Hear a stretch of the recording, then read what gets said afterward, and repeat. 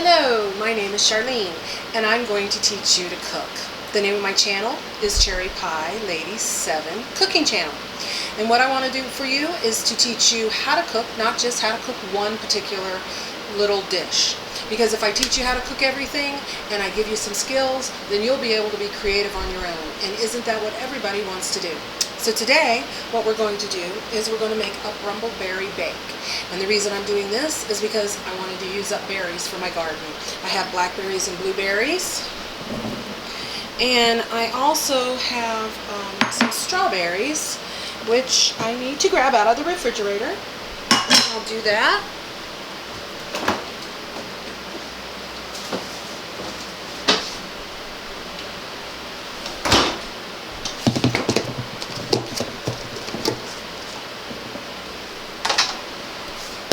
So we're going to use all of the juice that comes with the berries as well,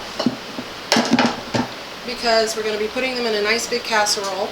And what we're going to do first is we're going to add a 1/4 cup of arrowroot. Get it all out there. And we're adding about a 1/2 teaspoon of salt.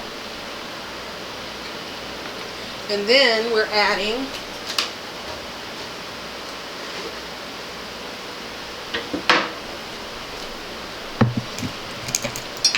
about a 1/2 cup of sugar. This is a 1/4 cup, so we're adding 2 of those.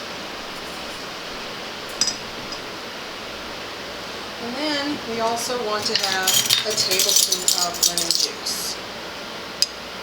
The reason we do the lemon juice is because we need an acid to balance out all the sweet. And the reason we did the salt is because if nobody ever told you, you always need a tiny bit of salt, like just even a pinch, to make something sweet actually get a nice, rich, sweet flavor. So we're going to mix this all together.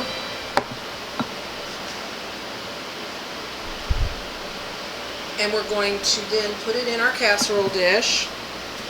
I didn't have enough room on this little area, in this little area, to have every single thing at my reach. So if I leave the camera for a second, I do apologize.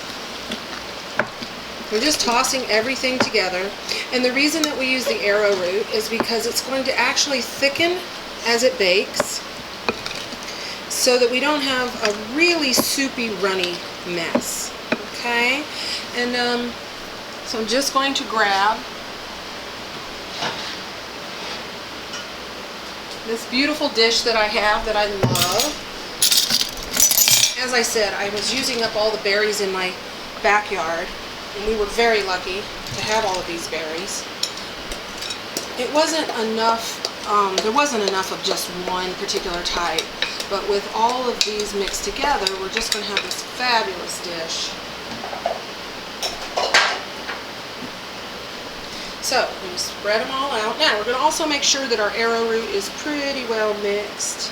I did spray the pan previously so that the dish won't stick, okay? Because it will get a little sticky, and we don't want that to happen. So what I did was, last night, I made a wonderful flaky pie crust.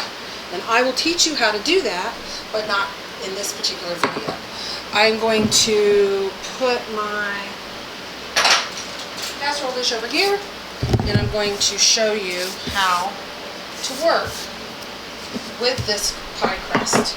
Again, it's a very flaky pie crust. That means that it has a lot of fat in it. So that is why I had to put it in the refrigerator to get it nice and cold. I'm also working on a marble surface, if you'll notice.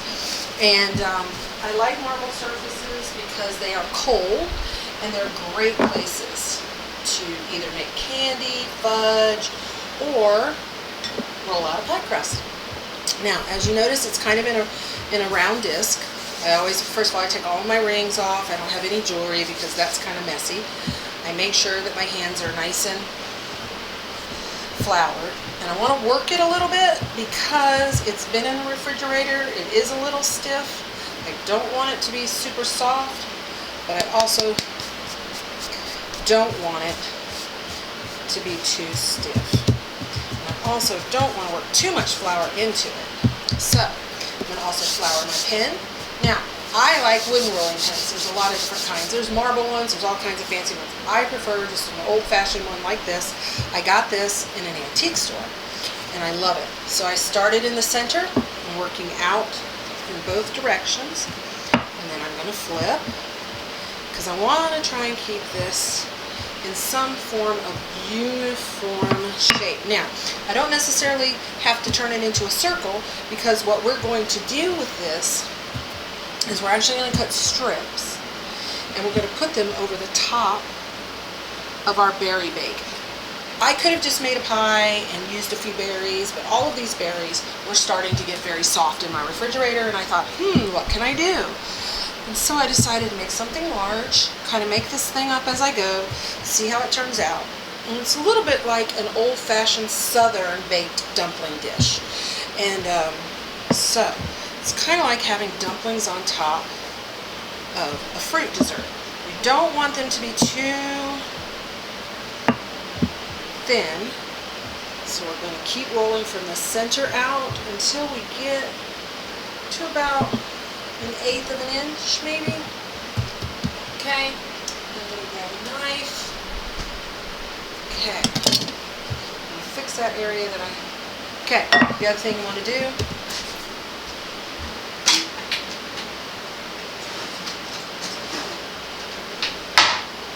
is you want to make sure that your pie crust is still going to be easily removed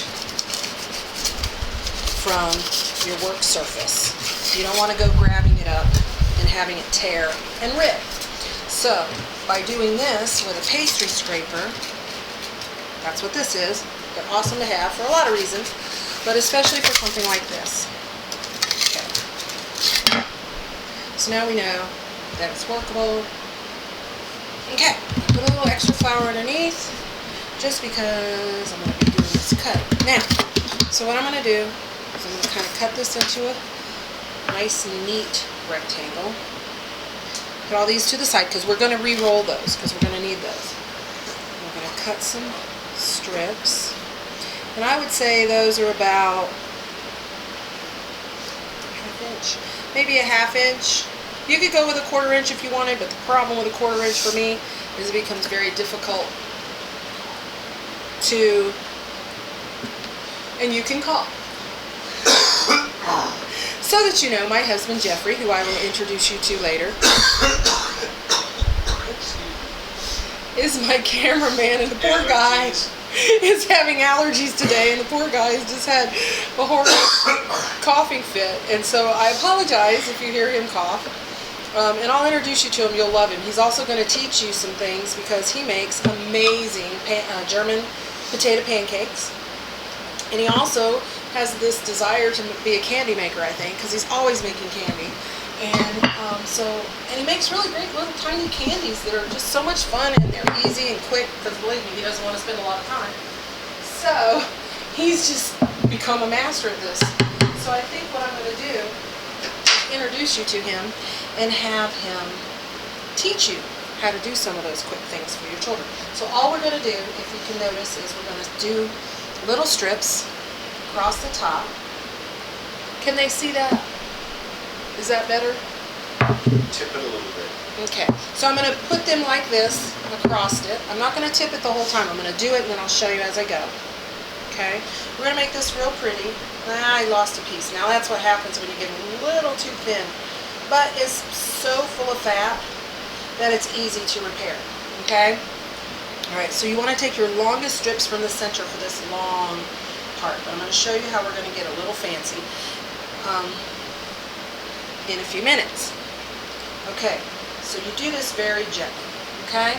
Now, what we're going to also do is we're going to do a lattice. So I'm going to pinch. Over, under. I'm going to take that off, and we're going to go, this time we're going to go under, over, and we're going to go under. This is not that easy, believe me, but it's worth it. It's fun. Okay, under,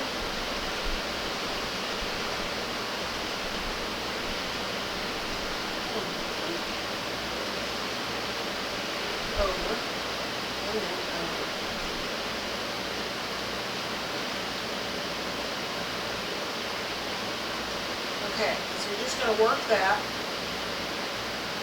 until you get to the end. So what we're going to do is we're going to take each piece. This one we're going to go over and then we're going to go under. Okay, and we're going to keep doing that until we get done. And then we'll put it in the oven, and I'll show you what it looks like before it goes into the oven. And Jeffrey, if you want to hit the button, you can stop there, and that way I can keep doing this. Which button? The little red button by your middle finger. Yeah, we're not exactly the most